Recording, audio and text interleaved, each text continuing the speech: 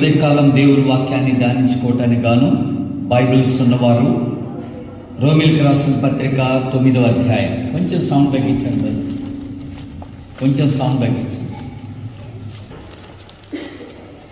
రోమిల్కి రాసిన పత్రిక 9వ అధ్యాయం 5వ వచనం. నేను చదువుతలే, బాగా అందరికి వినపడదు కదా, నేను చదివేస్తాను. పితరులు వీరివారు శరీరమును బట్టి క్రీస్తు వీరిలో పుట్టెను. ఈయన సర్వాధికారి అయిన దేవుడై ఉండి నిరంతరము స్తోత్రార్హుడై ఉన్నాడు. అందరూ ఆమేనండి. దేవుని బిడ్డలారా,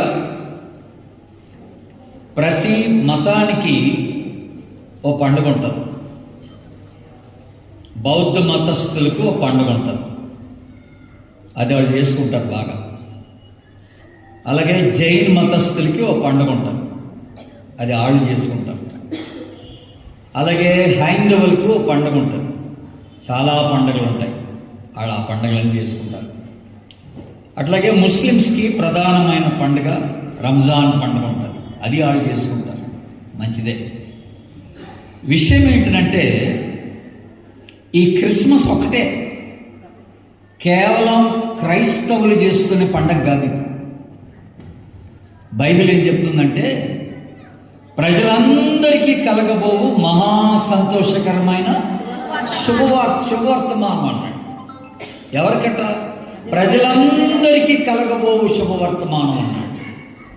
యేసుక్రీస్తు యొక్క పుట్టుక ఇది ప్రజలందరికీ సంబంధించింది. ప్రజలందరూ అంటే ఎవరు? అన్ని దేశాల వారు, అన్ని జాతుల వారు, అన్ని కులాల వారు, అన్ని మతస్థులకు సంబంధించింది. ఇది కేవలం క్రైస్తవులకే సంబంధించిన పండుగ కాదు. ఇది యేసు ప్రభు యొక్క రాకడ ప్రపంచమంతటికి సంబంధించినటువంటిది అన్నమాట, గుర్తుపెట్టుకోవాలి. ఎందుకంటే ఆయన అందరికీ లోకరక్షకుడుగా ఈ భూమి మీదకి వచ్చినటువంటి గొప్ప దేవుడు ఆయన. ఇది మొదటి విషయం, మనం గుర్తుపెట్టుకోవాల్సిన విషయం. రెండోది, ఇంకొక మాట మీ అందరికీ గుర్తు చేయాలనుకుంటున్నాను నా ప్రసంగంలోకి వెళ్ళక ముందుగా. యేసు ప్రభు యొక్క ఉనికి మరియ గర్భం నుండి కాదు. ఆయన మరియ గర్భంలో పుట్టిన దగ్గర నుండి ఆయన ఉనికి ప్రారంభించబడిందని కాదండోయ్. అలాగైతే మీరు పొరపడ్డట్టే లెక్క. ఇక్కడ మనం చదువుకున్న లేఖన భాగంలో మాట రాశారు, శరీరమును బట్టి ఈయన క్రీస్తు వీరిలో పుట్టెను గాని ఈయన ఏమై ఉన్నాడంట? సర్వాధికారి అయిన దేవుడు. దేవునికి స్తోత్రం చెప్పండి, హల్లెలూయా. ఈయన ఆల్రెడీ దేవుడై ఉన్నాడు, కానీ శరీరమును బట్టి పుట్టాడు ఇక్కడ, అంతే. మీరు కొన్ని మాటలు మీరు జాగ్రత్త గమనిస్తే మీకు ఒక వచనం చూపిస్తాను. ఇంకొకటి, కొలస్సీలకు రాసిన పత్రిక తీయండి దయచేసి. కొలస్సీలకు రాసిన పత్రిక 1వ అధ్యాయం నేను 16-17 వచనం చదువుతున్నాను, గమనించండి. 182 పేజీ నెంబర్. మీరు అటు ఇటు తిరిగేసి టైం వేస్ట్ చేయకుండా నేను పేజీ నెంబర్ చెప్తున్నా. 182 1వ అధ్యాయం 16-17 వచనం చదువుతున్నాను, వినండి. ఏలయనగా ఆకాశమందున్నవియు భూమి అందున్నవియు దృశ్యమైనవి గాని అదృశ్యమైనవి గాని, అవి సింహాసనమైనను ప్రభుత్వములైనను ప్రధానులైనను అధికారములైనను సర్వమును ఆయన యందు ఏమాయను సృజింపబడెను. సర్వమును ఆయన ద్వారాను ఆయనను బట్టియు ఏమాయను సృజింపబడెను. ఇప్పుడు 17వ వచనం గమనించండి, అందరూ 17వ వచనం గమనించండి. ఆయన అన్నిటికంటే ముందున్నవాడు, ఆయన అన్నిటికంటే ముందున్నవాడు. ఇంకొక మాట, ఆయనే సమస్తమునకు ఆధారం. అందరూ ఆమేనండి ఒకసారి. ఎంత మంచి మాట ఇది! ఆయన అన్నిటికంటే ముందున్నవాడు, సృష్టి యావత్తు కంటే ఆయన ముందున్నటువంటి వాడన్న మాట మనకి జ్ఞాపకం చేస్తున్నట్టు అనమాట. కనుక యేసు ప్రభు యొక్క ప్రారంభం, యేసు ప్రభు యొక్క ఉనికి మరియ గర్భము నుండి కాదు అనే మాట మనం జ్ఞాపకం చేసుకోవాలి. కనుక ఆయన పుట్టుకను గురించి మాట్లాడుతున్నప్పుడు బైబిల్లో ఒక 2-3 పదాలు ఉపయోగించబడ్డాయి. అవేంటో మొట్టమొదటిగా మీకు గుర్తు చేస్తాను. ఇప్పుడు అవి చదవద్దులేమ్మా, కానీ నా మాట ఒట్టిగా వినండి.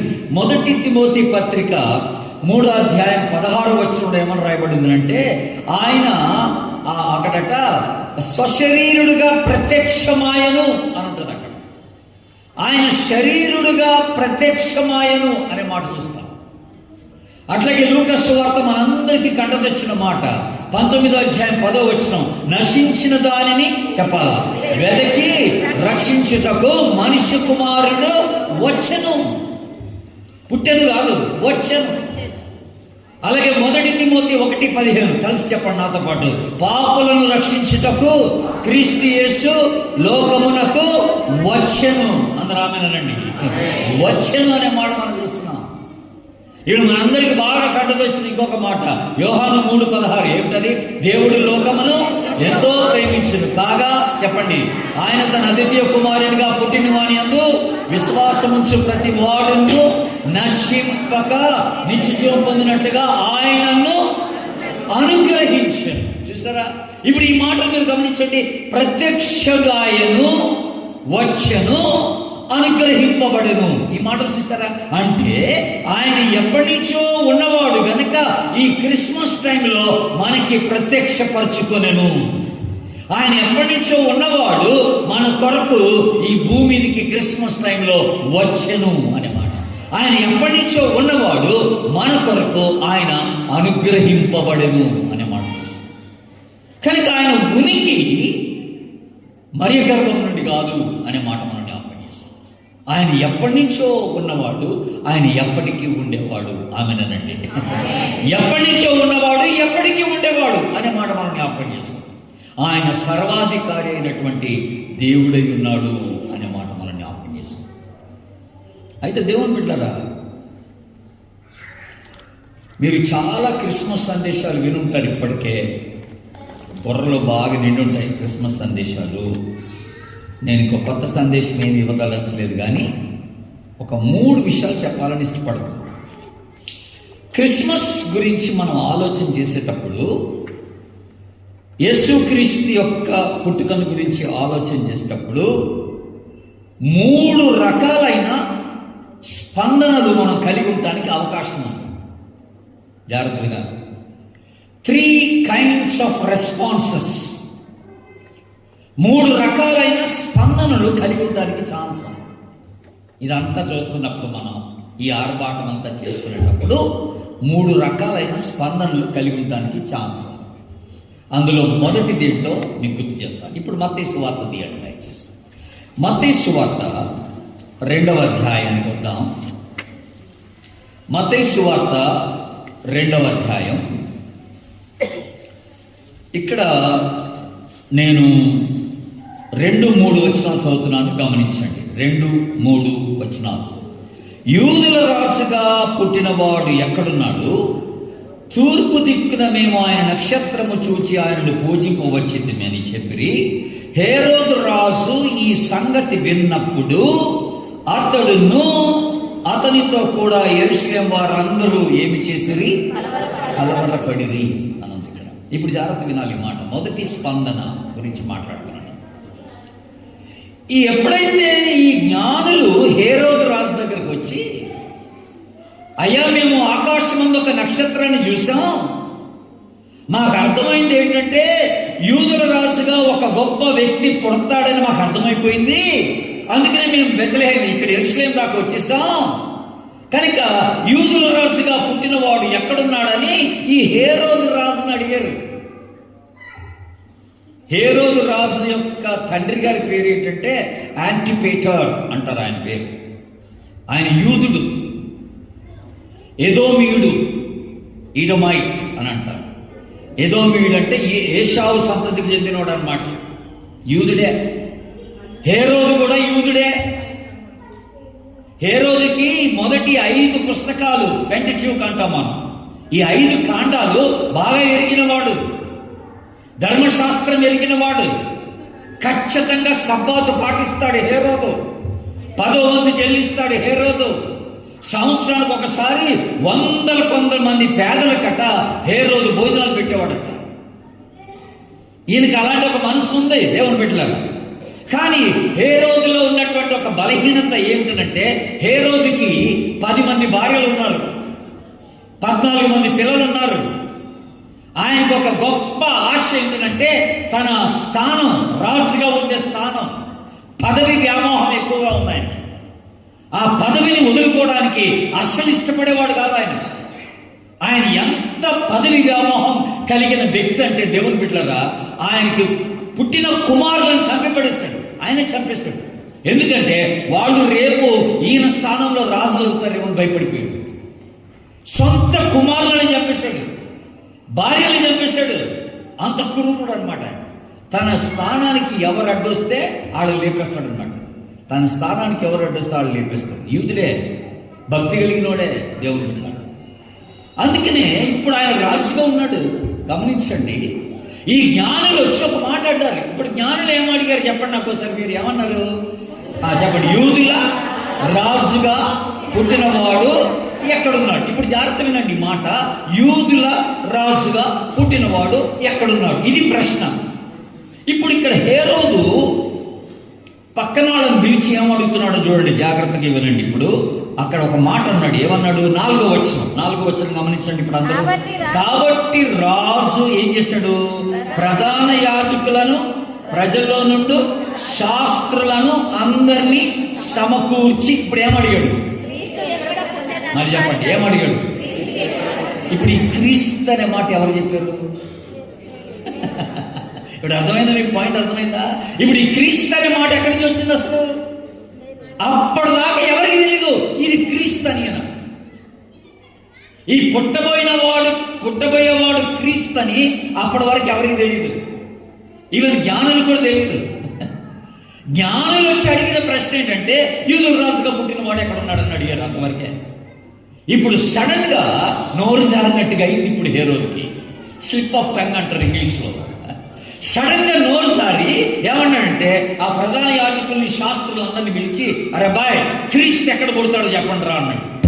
క్రీస్తు అనే మాట విన్నాక ఇప్పుడు నేనేమనుకున్నానంటే, ఇప్పుడు జ్ఞానులకి వాళ్ళు కలవరపడ్డారు. ఈ మాట ఈయనకి ఎవరు చెప్పారు రా బాబు అని. అంటే మీరు గమనించాల్సిన విషయం ఏంటంటే, హేరోదుకి ఆల్రెడీ యేసుక్రీస్తుని గురించిన ఒక విషయం బయలుపరచబడింది. దేవుని స్తోత్రం చెప్పండి, హల్లెలూయా. ఆల్రెడీ బయలుపరచబడింది, కానీ గమనిండిపోయాడు. ఇప్పుడు ఎవరిని పిలిచాడు? శాస్త్రుల్ని పిలిచాడు. శాస్త్రులు పిలిచి గ్రంథాలు తెరిచి లేఖనాల్లో ఈ క్రీస్తు ఎక్కడ పుడతాడో చూసి చెప్పండి రా అన్నాడు. అనగానే వాళ్ళు లేఖనాలు అన్ని తిరిగేసి వెంటనే అన్నారు, ఆయన బెత్లెహేములో పుడతాడని లేఖనాలు చెప్తున్నాయండి అని చెప్పేశారు. బెత్లెహేములో పుడతాడు. ఇప్పుడు ఇంకొక విషయం మీరు గమనించాలి, జాగ్రత్తగానండి. ఈ శాస్త్రులకిను, ప్రధాన యాజకులకిను, వీళ్ళకు కూడా తెలుసు యేసుప్రభు ఎక్కడ పుడతాడు అన్న సంగతి. ఎందుకంటే వీళ్ళు గ్రంథాలు తిరిగేస్తున్నారు కదా, వీళ్ళకి కూడా తెలుసు. విషయం ఏంటంటే దేవుని బిడ్డలారా, హేరోదు రాజుగా ఉండి తన స్థానంలో ఇంకొక రాజు వస్తున్నాడంటే అంగీకరించలేకపోయాడు. యేసు ప్రభుని గురించి నాకు తెలుసు, కానీ నా స్థానానికి యేసు ప్రభు అడ్డొస్తే యేసు ప్రభు నాకు అక్కర్లేదు. నా ఉద్యోగానికి యేసు ప్రభు అడ్డొస్తే నాకు యేసు ప్రభు అక్కర్లేదు. మనలో కొంతమంది అంటాం అలాగా.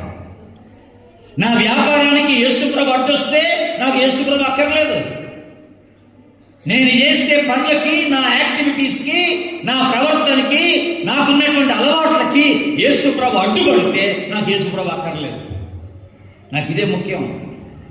నా జీవితం ముఖ్యం, నా ప్రవర్తన నాకు ముఖ్యం. యేసు ప్రభు నా జీవితంలోకి ఎంటర్ అయ్యాడా, నాకున్న స్వేచ్ఛ పోతే. యేసు ప్రభు నా జీవితంలోకి ఎంటర్ అయ్యాడా, నా పదవి పోతే నేను తట్టుకోలేను. కనుక యేసా నీ ఉద్యోగమా, యేసా నీ వ్యాపారమా, యేసా నీ కుటుంబమా, యేసా నీకున్న స్థానమా అన్నప్పుడు నువ్వు దేన్ని ఎంపిక చేసుకుంటావు అనేది ప్రశ్న ఇక్కడ. కనుక మొదటి స్పందన గురించి మనం మాట్లాడుతున్నాం. మొదటి స్పందన ఏమిటంటే, యేసు ప్రభుని క్రిస్మస్ టైంలో నువ్వు తృణీకరించే అవకాశం ఉంది. You can reject it. ఇది మొదటి స్పందన. తృణీకరించే అవకాశం ఉంది. ఎందుకు ఈ మాట అంటాను తెలుసండి? చర్చి చుట్టే ఉంటాం మనందరం. ఎప్పుడు చర్చిలో ఏదో ఒకటి జరుగుతూ ఉంటుంది. ఆ మీటింగో, ఈ మీటింగో, ఆ స్పీకరో, ఈ స్పీకరో, ఈ రిట్రీటో, ఆ రిట్రీటో, ఏదో ఒకటి జరుగుతూ ఉంటుంది. అసలు ఇక్కడ ఏం జరుగుతుంది? ఎవరు? మనందరికీ తెలిసినట్టుగా ఈ మరియా యోసేపులు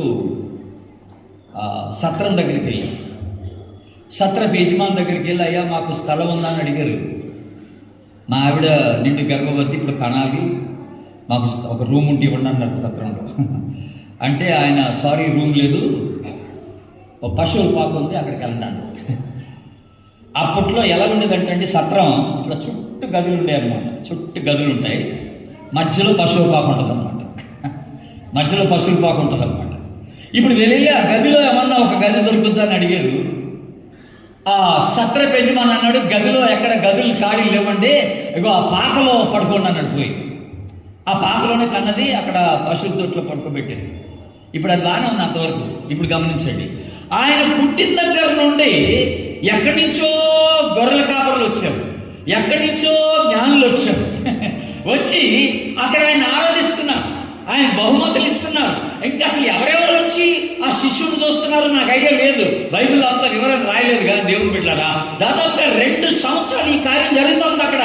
దేవుని బిడ్డలారా, ఇప్పుడు చూడండి, ఈ సత్రపు యజమాని ఏనాడు కూడా మా క్యాంపస్లోనే ఈ బాలుడు జన్మించాడు కదా, మా క్యాంపస్లో ఉన్నటువంటి ఈ బాలుడిని చూడటానికి ఇంతమంది వస్తున్నారేంటి, ఎక్కడెక్కడి నుంచో వస్తున్నారేంటి, అసలు ఈ బాలులో ఉన్నటువంటి ప్రత్యేకత ఏమిటి, అసలు ఈ దంపతులు ఎవరు, ఏంటి సంగతి తెలుసుకుందామని ఏనాడన్నా ఆయన వచ్చి తలదూర్చి తెలుసుకోవడానికి ప్రయత్నం చేయలేదు.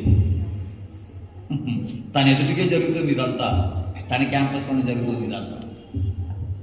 అర్థమవుతుంది దేవుని బిడ్డలారా, నీ కళ్ళు ఎదురుగునే అన్ని కార్యక్రమాలు జరుగుతుంటాయి, కానీ ఏనాడు యేసు ప్రభు గురించి తెలుసుకోవాలన్నటువంటి తపన నీకు ఉండదు, ఉండదు.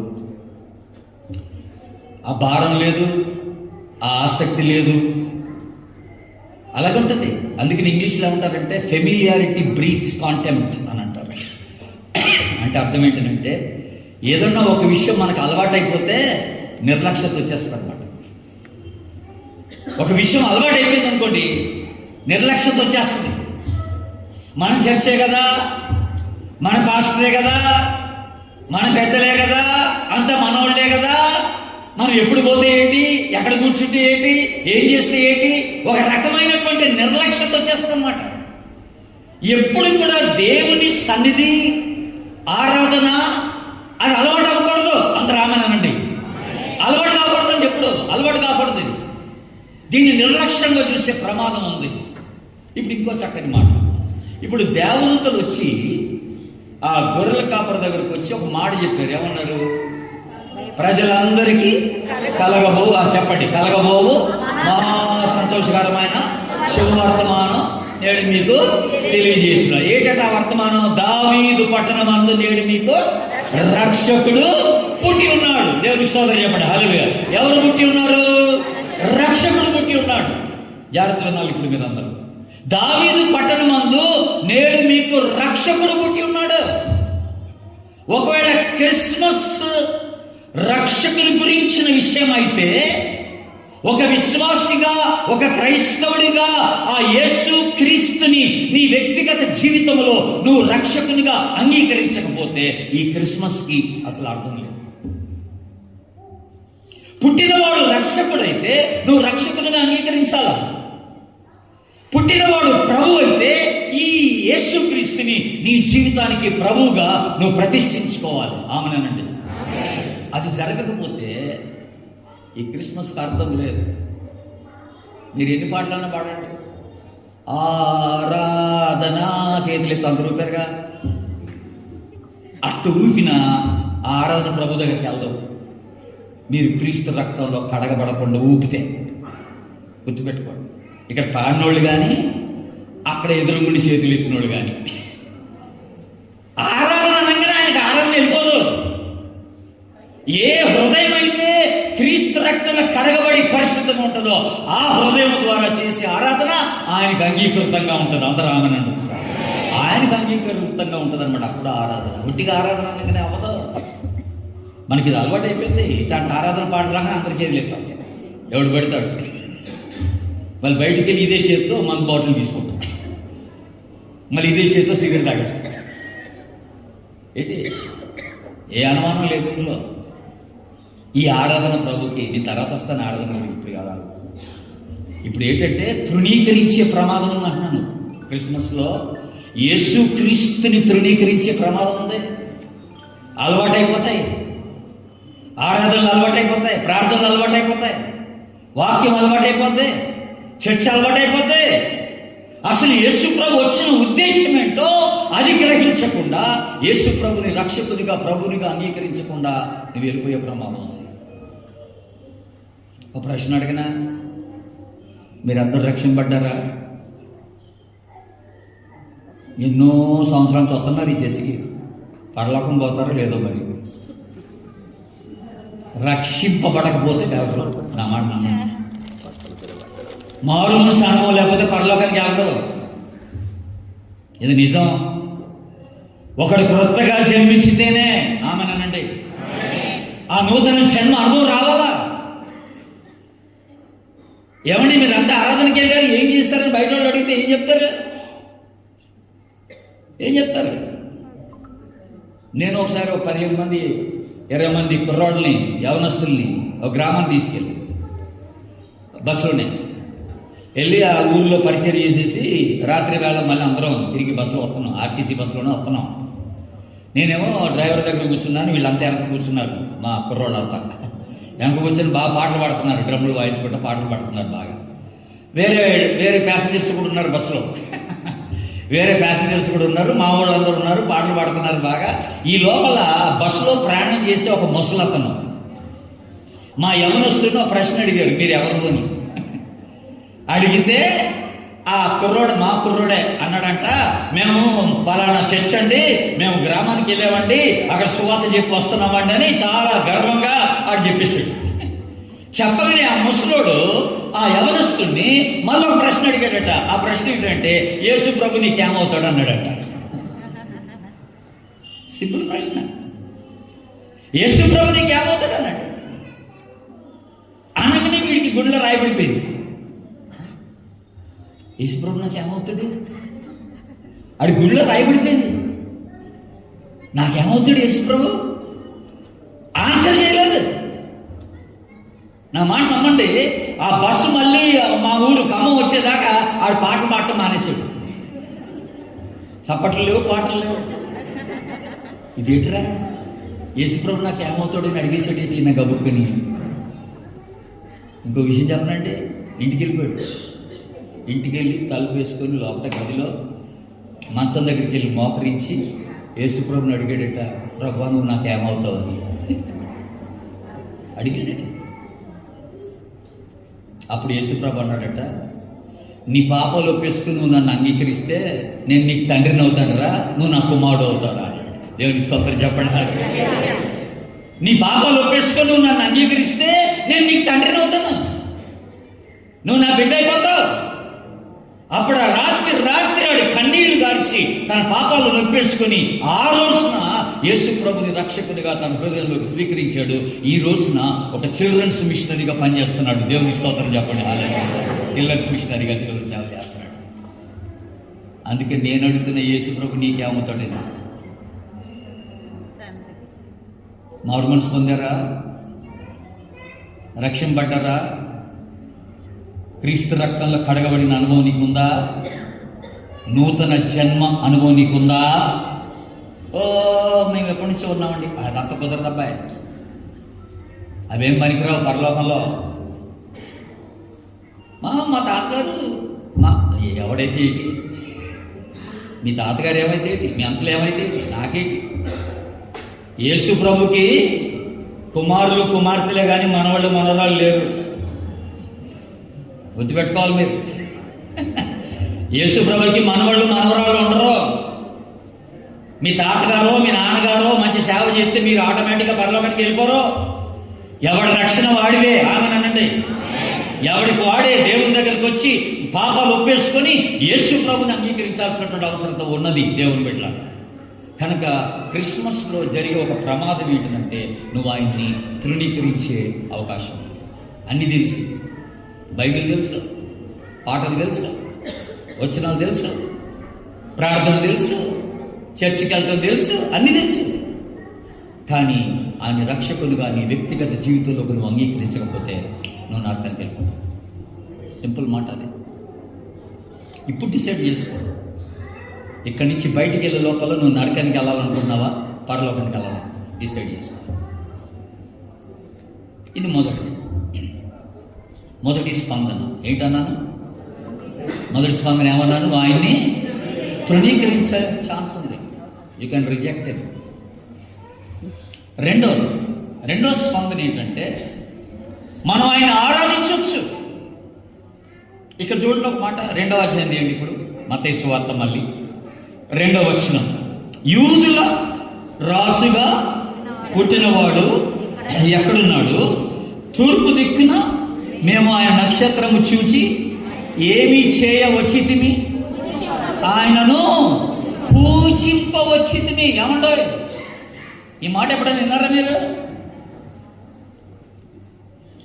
ఈ తూర్పు దేశపు జ్ఞానులు ఈ యెరూషలేముకు రావడానికి దాదాపుగా 2 సంవత్సరాలు పట్టింది. ఒంటి ప్రయాణం 1400 కిలోమీటర్లు ప్రయాణం చేశారు ఎడారిలో. మీరు ఎప్పుడైనా ఒంటి ఎక్కారో లేదు నాకు తెలియదు. ఒంటి ఎక్కిన వాళ్ళని అడగండి, ఆ ఒళ్ళు ఎంత హోనమైద్దో. నడువులు ఇరిగిపోతాయి. అది ఇట్లా నడిచే లోపల్లా నీ నడుమంతా ఇరిగిపోతుంది. 1400 కిలోమీటర్లు దాంట్లో కూర్చోవాలంటే ఎలాగవుద్ది? అది పరిగెత్తదు గుర్రంలాగా ఉంటే. అందుకనే దాదాపుగా 2 సంవత్సరాల ప్రయాణం జరిగింది వాళ్ళది. ఈ ప్రయాణంలో వీళ్ళు వస్తూ ఉండగా దారిలో ఎవరన్నా అడిగి ఉంటారు వీళ్ళనే, మీరు ఎక్కడికి బయలుదేరారు, ఏంటి సంగతి అని. ఆశ్చర్యం ఏంటంటే మేము ఆరాధించడానికి వెళ్తున్నామని చెప్పుంటారు. దేవుని స్తోత్రం చెప్పండి ఒకసారి. హల్లెలూయా.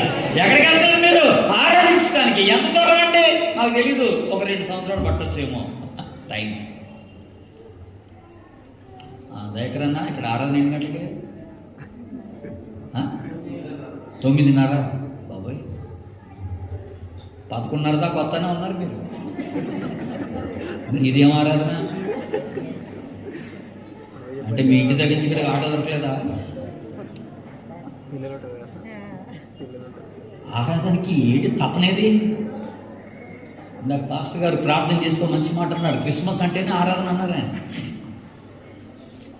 క్రిస్మస్ అంటేనే ఆరాధన. క్రైస్ట్ మాస్ అని అంటారు దాన్ని. మాస్ అంటే ఆరాధన. క్రైస్ట్ మాస్ అంటే క్రీస్తుని ఆరాధించుట. మేము యెరూషలేముకి వెళ్తున్నాం, ఆ బాలుని చూస్తున్నాం. ఆడ ఎవరి పోలికలో ఉన్నాడో తెలుసుకోవడానికి కాదండి, ఆయన ఆరాధించడానికి వెళ్తున్నాం. పూజింప వచ్చింది. ఆరాధనకి ఇంత దూరమా వెళ్ళాలి? ఎంత దూరమని వెళ్తాం మేము. ఇది చూడండి, ఇక్కడ అపోస్తల కార్యంలో ఒక వ్యక్తి బయలుదేరాడు. మీరు చూడండి అక్కడ అపోస్తల కార్యం 8వ అధ్యాయంలో, అందరిది ఏంటి? అపోస్తల కార్యం 8వ అధ్యాయం. అపోస్తల కార్యం 8వ అధ్యాయంలో అక్కడ ఒక మాట రాయబడి ఉన్నదండి. అది చూడండి, 27వ వచనం, 8వ అధ్యాయం 27వ వచనం చదువుతున్నాను. అప్పుడు ఐథియోపియుల రాణి అయిన కందాకే క్రింద మంత్రి అయి ఆమె యొక్క ధనాగారం అంతటి మీదనున్న ఐథియోపియుడైన నపుంసకుడు ఆరాధించుటకు యెరూషలేమునకు వచ్చి ఉండేది. ఎక్కడికి వచ్చాడు? దేని కొరకు వచ్చాడు? ట్రెజరర్. రాణి గారి దగ్గర ట్రెజరర్గా పనిచేస్తున్నాడు. కందేకి రాణి గారి దగ్గర. ఓ రోజు ఆమె దగ్గరికి వెళ్ళి, అమ్మ నాకు ఒక 6 నెలలు లీవ్ కావాలని అడిగాడు. ఎందుకబ్బాయి 6 నెలలు లీవ్ ఎదుకురా బాబు అంటే, నేను ఆరాధించడానికి వెళ్ళాలన్నాడు. యెరూషలేము ఆరాధనకి వెళ్ళాలి నేను అన్నాడు. 6 నెలలు పట్టుద్ది రథం మీద ప్రయాణం, అరణ్యంలో ప్రయాణం. 2400 కిలోమీటర్లు ప్రయాణం చేశాడు ఈ నపుంసకుడు ఆరాధనకి. మీరు ఎంత దూరం నుంచి వస్తున్నారో నాకు తెలీదు. ఒకడు తిప్పి కొడితే కాజిపేట నుంచి వస్తే అరగంటలు వచ్చేది. ఒకవేళ కాజిపేట నుంచి వస్తుంది అది ఆదివారం కనుక అరగంట, వేరే దినాలైతే ఒక 40 నిమిషాలు అయితే. ఇవాళ పెద్ద రష్ ఉండదుగా, ట్రాఫిక్ ఉండదుగా, వచ్చేయచ్చు. ఎటు తిరిగినా అరగంటలో వచ్చేయచ్చు చర్చికి మీరు. మరి ఇంతకు మరి మీ టైమింగ్ ఏంటో ఆరాధనకి? మీకున్న ఆసక్తి ఏంటో?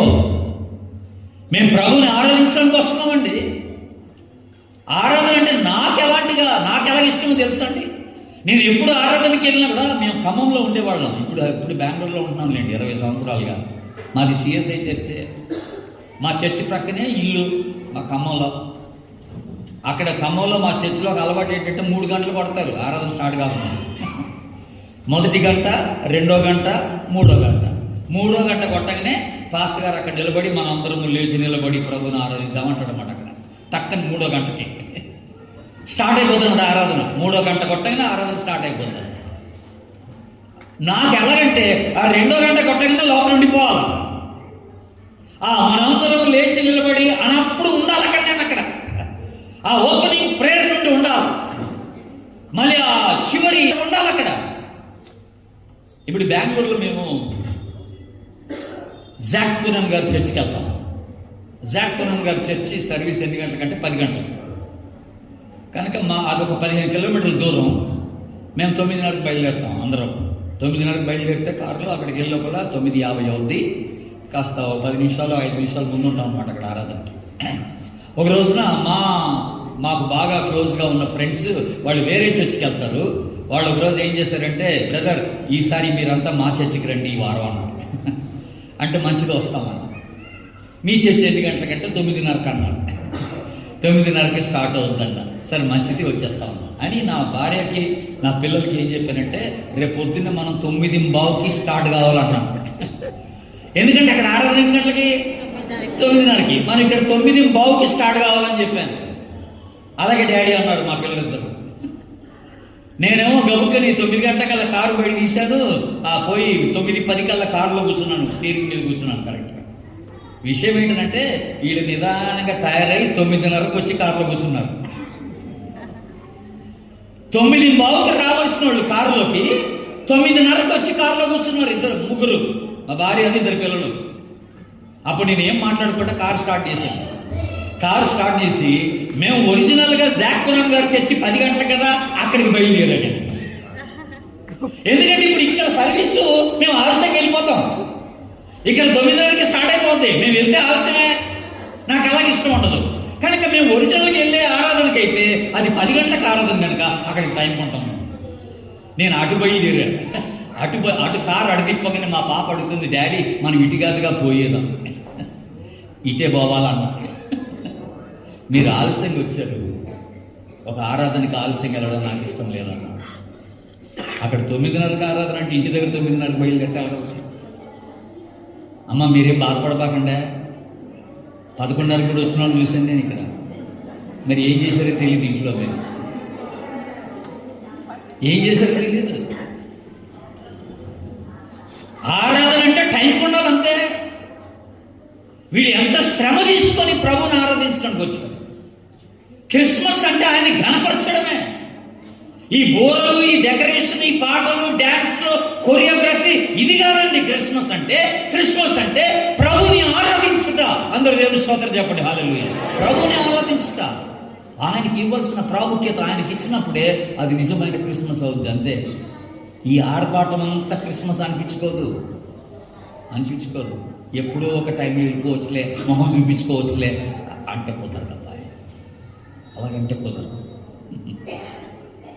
ఇప్పుడేనా పాటలు పాడుతుంటారులే, బైబిల్ పాటలు చదువుతుంటారులే, అలాగనుకొని ప్రసంగం ఇప్పుడే ప్రారంభించరులే అనుకోని నువ్వు వచ్చే లోపల సగం ప్రసంగం అయిపోతుంది. పోతే ఫోన్లే దీవెనికి రెడీగా ఉన్నాగా అనుకుంటారు. ఆ చివరి ఆశీర్వాదానికి అది ఆరాధన అనిపించుకోదు. సో రెండోది ఏంటంటే ఆరాధించవచ్చు క్రిస్మస్. నువ్వు ఎలాగ ఆరాధిస్తున్నావు చూడు. మొదటి పాయింట్కి ఈ పాయింట్కి సంబంధం ఉంది. ఎందుకు చెప్పనా? నేను మొదటి పాటలో మాట అన్నాను, మీరు ఆయన రక్షకుడిగా పుడితే మీరు రక్షకునిగా అంగీకరించాలన్నాను. అలాగ అంగీకరించిన వారే ఆరాధించగలరు. అలాగే యేసు ప్రభుని రక్షకునిగా అంగీకరించిన వాడికే ఆరాధించాల్సినటువంటి ఆరాధన చేయాలన్న తపన ఉంటుంది. నేను టైంకి వెళ్ళిపోవాలన్నటువంటి ఆలోచన ఉంటుంది. వాడికి ఆసక్తి ఉంటుంది. రక్షణ లేనోడికి మొక్కుబడి అవుతుంది. ఏదో టైంకి వెళ్ళి మొహం చూపించుకొని వచ్చేయచ్చు అనుకుంటాడు. రక్షణ లేనోడైతే మరి నువ్వెవరో నువ్వే డిసైడ్ చేసుకోవాలా. నువ్వు రక్షింపబడిన వ్యక్తి అయితే టైంకి వచ్చి ప్రభుని ఆరాధించాలి. అందరూ ఆమెనండి. ఇక మూడోది ఇంకోటి ఉంది. మూడోది ఏంటంటే, మొదటిది ఏమన్నాను నేను చెప్పండి. మొదటిది ఏమన్నాను, మనం క్రీస్తుని తృణీకరించవచ్చు అన్నాను. రెండోది ఏమన్నాను, క్రీస్తుని ఆరాధించవచ్చు అన్నాను. ఈ స్పందన. మూడో స్పందన ఏంటంటే, క్రీస్తుని లోకానికి అందించవచ్చు అన్నాను. ఈ క్రీస్తుని లోకానికి అందించవచ్చు మనం. ఎలాగంటే ఈ యేసు ప్రభు ఆయన ఈ భూమి మీదకి రావాలనుకున్నప్పుడు మరియను ఎంపిక చేసుకున్నాడు. జాగ్రత్త వినాలి. ఇప్పుడు అందరూ యవనస్తులు వినాలి ఈ మాట. అమ్మాయిలు, నేనంతా యవనస్తులు వినండి. మరియని దేవుడు ఎంపిక చేసుకున్నాడు. విన్నారా? మరియ వయసు ఎంత అంటే 15 సంవత్సరాల వయసు. జాగ్రత్త వినండి. మరియ వయసు 15 సంవత్సరాలు. ఆ దినాల్లోనండి అమ్మాయిలకి 6 సంవత్సరాలు 7 సంవత్సరాల వయసు రాగానే ప్రదానం చేస్తారు. అప్పుడు వాళ్ళు మెచ్యూర్డ్ అవరు, మెచ్యూరిటీ రాదు, కానీ వాళ్ళకి ప్రదానం చేస్తారు. ఇక మెచ్యూరిటీ వచ్చిన తర్వాత వివాహం జరుగుద్ది అన్నమాట. ఇక్కడ మరియ వయసు ఎంత అంటే 15 సంవత్సరాల వయసు. యోసేపు వయసు ఎంత అంటే 17 సంవత్సరాల వయసు యోసేపు వయసు. జాగ్రత్త వినాలి ఇప్పుడు మీరు. అంటే ఇప్పుడు మన కాంటెక్స్ట్లో ఆలోచన చేస్తే మరియా ఇంటర్మీడియట్ ఫస్ట్ ఇయర్, యోసేపు డిగ్రీ ఫస్ట్ ఇయర్. అమ్మ ఎవరు మాట్లాడుతున్నారు? మరియా ఇంటర్మీడియట్ ఫస్ట్ ఇయర్, యోసేపు డిగ్రీ ఫస్ట్ ఇయర్. ఇప్పుడు జాగ్రత్త వినాలి మీరు. ఆ దినాల్లోనట మెస్సియా వస్తాడు ఈ భూమి మీద జన్మిస్తాడన్న వార్త విన్నప్పుడట అనేక మంది యవనస్తులు అంటారు, ఈ యూత్ అన్నమాట, గర్ల్స్, వీళ్ళంతా అందరట దేవుని సన్నిధిలో వ్రతాలు చేశారట. ఆయన మా కడుపులో పుడితే బాగుండు మెస్సయ్య అని వ్రతాలు చేశారట చాలా మంది. ఆయన మా కడుపులో పుడితే బాగుండు, మా కడుపులో పుడితే బాగుండు మెస్సయ్య.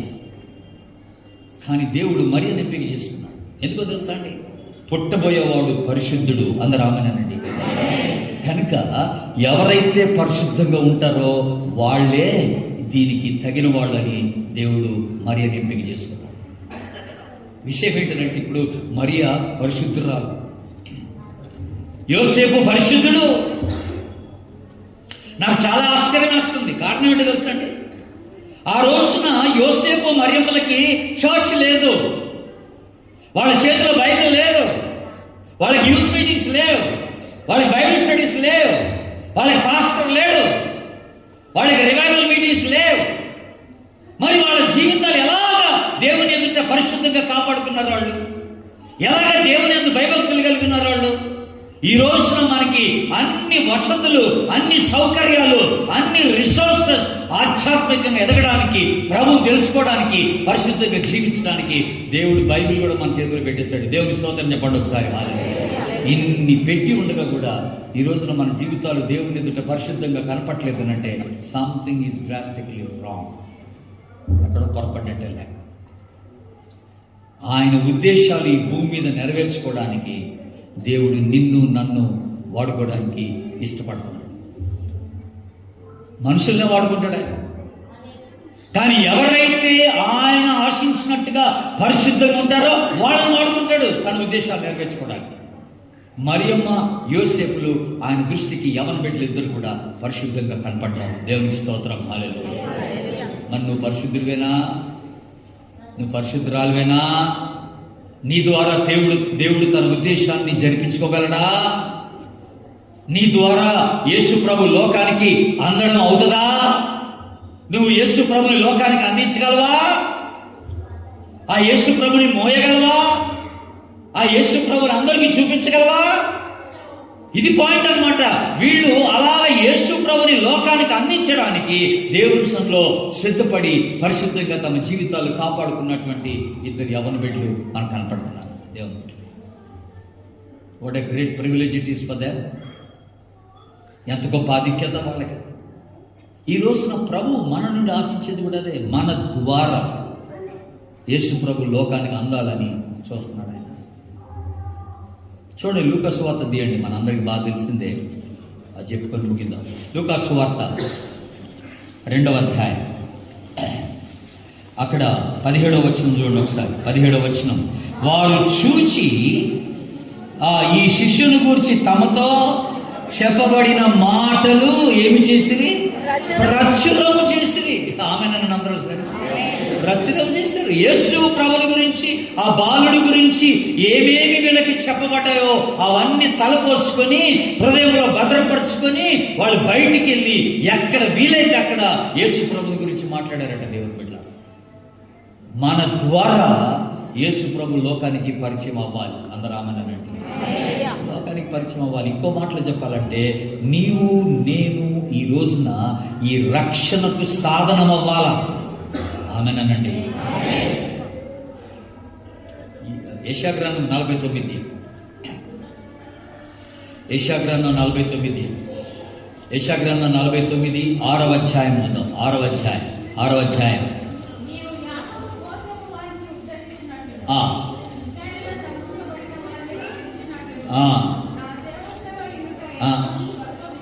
ఇప్పుడు ఆగమన్నాను. ఇప్పుడు మీ మాట అందరికి ఇంకా తర్వాత వినపడదు కనుక నేను చదువుతున్నాను. ఇప్పుడు ఆ తర్వాత మాట నేను చదువుతున్నాను, గమనించండి. 6వ వచనం 2వ భాగం, భూదిగంతముల వరకు.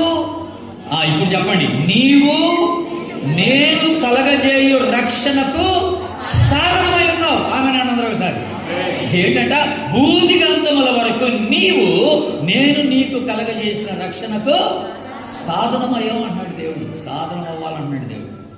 అన్ని జనులకు వెలుగుగా ఉండాలన్నాడు. అందుకే దేవుడు నిన్ను నన్ను నియమించుకున్నాడు. విన్నరా? ఓ ప్రశ్న అడగదా మిమ్మల్ని?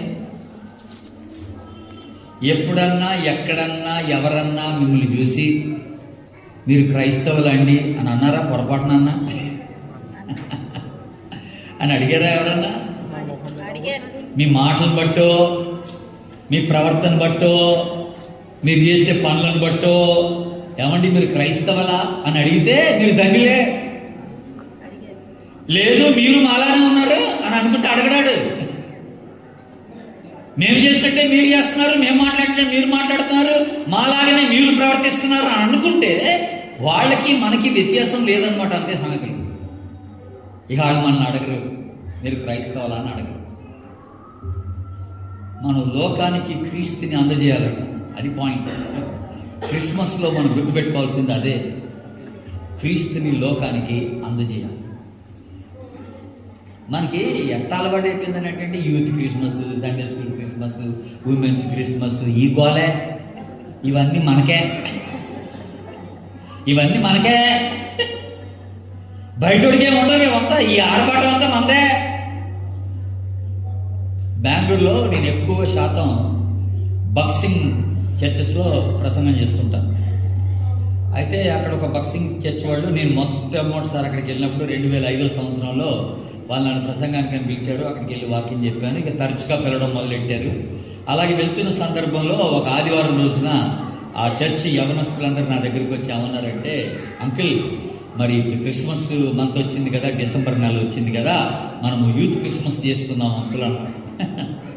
అంటే నేను అన్నాను, మనమే ఎందుకురా బాబు, పని చేయండి మీరు అన్నాను. మీ కాలేజీలో మీ ఫ్రెండ్స్ అందరినీ పిలవండి, హిందూ ఫ్రెండ్స్ని పిలవండి. అందరూ మీరు ఏ ఏ కాలేజీలో చదువుతున్నారో ఆ కాలేజీలో ఉన్న మీ ఫ్రెండ్స్ అందరిని పిలవండి. మీరు ఎంతమందిని పిలుస్తారో నాకు చెప్పండి, వాళ్ళందరికీ స్నాక్స్ నేనే ఇస్తాను అన్నాడు. వాళ్ళందరికీ స్నాక్స్ నేనే ఇస్తాను, మీరు ఎంతమందిని పిలుస్తారో నాకు చెప్పండి రా బాబు అని. అంటే వాళ్ళు అన్నారు, అంకుల్ మాది బాక్సింగ్ చర్చి, ఇట్లాంటి ఎప్పుడు మేము చెయ్యం కనుక మా పెద్దలు ఒప్పుకుంటారు లేదో నాకు తెలియదు అన్నారు. సరే అడిగి చూడండి, ఒప్పుకుంటే మంచిదే కదా, అడిగి చూడండి అన్నాను. నేను వెళ్ళిపోయాను. ఒక వారం రోజులు అయిన తర్వాత ఆడ చర్చి సర్వెంట్ ఆఫ్ గాడ్ అంటారు ఆయన, సేవకుడు, ఆయన ఫోన్ చేశాడు నాకు. చేసి బ్రదర్, ప్రైజ్ లార్డ్ బ్రదర్, మీరు మా యవనసులతో మాట్లాడుతూ ఇలాగ అన్నారట కదా, మరి హిందూ ఫ్రెండ్స్ని తీసుకొని రమ్మన్నారంట కూడా, మాకు కూడా నచ్చింది బ్రదర్, మేము ఎప్పుడు ఈ పని చేయలేదు, ఈసారి చేద్దాం అనుకుంటున్నాం. మీరే స్నాక్స్ ఇస్తామన్నారట కదా, మీరు ఇవ్వాల్సిన పని లేదు, చర్చి నుండి మేమే ఇస్తాం స్నాక్స్, ఈ ప్రోగ్రాం పెట్టుకుందాం అన్నారు. దేవునికి స్తోత్రం అనుకున్నాను. అయితే విషయం ఏంటో చెప్పనండి, ఆ రోజున, ఆ పర్టికులర్ రోజున ఈ కుర్రోళ్ళంతా, యవనస్తుల అమ్మాయిలు అబ్బాయిలంతా వాళ్ళ ఫ్రెండ్స్ని అందరిని పట్టుకొచ్చారు. ఎంతమందిని పట్టుకొచ్చారు తెలుసా? 300 మంది. దేవునికి స్తోత్రం చెప్పండి, హల్లెలూయా. 300 మంది యవనస్తుల్ని, హైందవులను పట్టుకొచ్చారు, హిందువుల్ని. ఎంత చక్కటి సువార్త చెప్పాం వాళ్ళకి. అది మొదలుకొని ప్రతి సంవత్సరం ఆ యవనస్తులు ఇదే పని చేస్తున్నారు. ఇక యూత్ క్రిస్మస్ అంటే వాళ్ళకి కాదు, వాళ్ళు హైందవ ఫ్రెండ్స్ అందరిని పిలుచుకోవడం, చక్కని ప్రోగ్రాం పెట్టడం, స్కిట్లు వేయడం, మరి డ్యాన్స్లు వేయడం, లేకపోతే ఒక పాటలు పాడటం, యాక్షన్ సాంగ్స్ చేయటం, ఇవన్నీ గేమ్స్ ఆడించడం, ఫైనల్గా ఓ చక్కని సందేశం, క్రిస్మస్ సందేశం వాళ్ళకి అందించి పంపించి. క్రిస్మస్ అంటే క్రీస్తుని లోకానికి అందించడమే. మనం పండుగ చేసుకోవడం కాదు. ఇది ఎన్ని సంవత్సరాలుగా ఈ యూత్ క్రిస్మస్, ఉమెన్స్ క్రిస్మస్ ఇచ్చి ఎంతకాలం చేస్తారు? ఇవంతా ఎంతకాలం చేసుకుంటూ పోతారు చెప్పండి నాకు. ఎప్పుడు మనం బయటోడికి, ఈ సందులో ఉన్నోడికి ఎప్పుడు అందుద్ది సువార్త చెప్పండి నాకు. అసలు వీళ్ళందరికీ, ఈ సందులో ఉన్న వాళ్ళందరికీ అసలు ఏనాడన్నా ఇంటింటికి తిరిగి ఇదిగో క్రిస్మస్ అంటే, ఇదిగో యేసు ప్రభువు గురించిన వర్తమానం ఇది అని ఏదైనా ఇచ్చారా వాళ్ళకి? ఇంటికి వెళ్ళి ఎప్పుడన్నా కనీసం ఇది పిలిచారా? నేను అనేది ఏంటంటే, ఇవాళ క్రిస్మస్ కదా, ఇప్పుడు ఆలస్యమైంది లేదు, తప్పది, కానీ చేయండి. ఎలాగంటే కనీసం ఒక హిందూ ఫ్రెండ్ని, వాళ్ళ ఫ్యామిలీని మీ ఇంటికి భోజనాన్ని పిలవండి. భోజనం చేసేటప్పుడు ప్రభువు మీ జీవితంలో చేసిన కార్యం ఏంటో వాళ్ళకి చెప్పండి, చాలు. సువార్త ఏం అక్కర్లేదు అక్కడ. యేసు ప్రభు మీ జీవితంలో ఏం కార్యం చేశాడో చెప్పండి. ఎలాగ మీ జీవితాన్ని మార్చాడో, ఎలాగ మీకు సంతోషము, సమాధానం యేసు ప్రభు మీకు ఇచ్చాడో అది చెప్పండి. అదే యేసు ప్రభుని పరిచయం చేయడం అంటే, అదే లోకానికి యేసు ప్రభుని అందించడం అంటే, అదే క్రిస్మస్ అంటే అదేనండి బాబు. కనుక నా పాస్టర్ గారు అన్నట్టుగా క్రిస్మస్ అంటే ఇప్పుడు మనకి 2 అర్థమవుతున్నాయి. క్రిస్మస్ అంటే ఒకటి ఆరాధన, క్రిస్మస్ అంటే లోకానికి క్రీస్తుని పరిచయం చేయడం. అందరూ ఆమేనండి. ఈ 2 జరగకపోతే క్రిస్మస్కి అర్థం లేదు. అట్టి కృప పరిశుద్ధాత్మ దేవుడు మనందరికీ దయచేయడం కాదు.